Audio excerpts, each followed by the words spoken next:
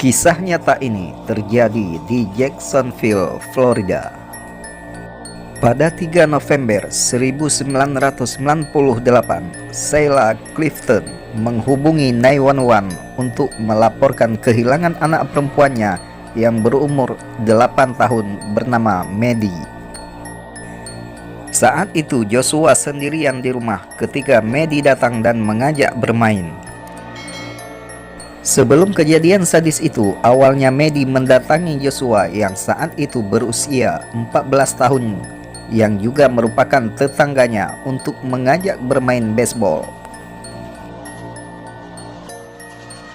Saat bermain tanpa sengaja, bola mengenai mata Maddie hingga berdarah dan ia menangis dengan keras.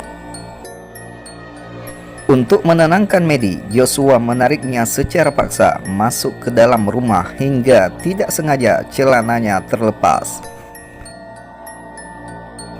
Bukannya diam, jeritan Maddie malah bertambah keras. Joshua semakin panik, khawatir karena Steve, ayah Joshua yang temperamental, melarang keras Joshua membawa temannya masuk ke dalam rumah.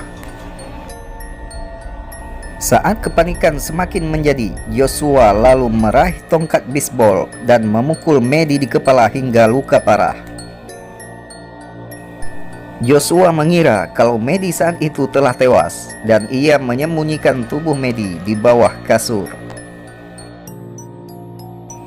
Saat Steve tiba di rumah, Joshua bersikap normal seolah tak terjadi apa-apa. Lalu Joshua kembali ke kamarnya dan ia mendengar Maddie mengerang dari bawah kasur yang ternyata masih hidup.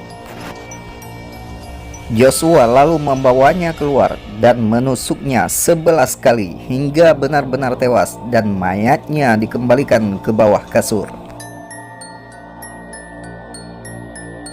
Di sisi lain, orang tua Maddie yang kebingungan mencari Maddie yang tak kunjung pulang akhirnya membuat laporan ke kantor polisi.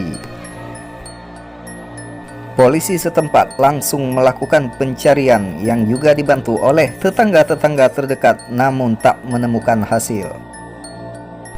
Bahkan Joshua juga ikut terlibat dalam usaha pencarian Maddie, seolah-olah dia tak tahu apa-apa. Selama seminggu lamanya, setiap malam Joshua tidur dengan jasad Maddie tepat di bawah kasurnya. Kasus ini terbongkar saat ibu Joshua sadar ada sesuatu yang aneh di bawah tempat tidur anaknya. Hal itu diperkuat dengan bau busuk yang menyengat dari mayat Maddie.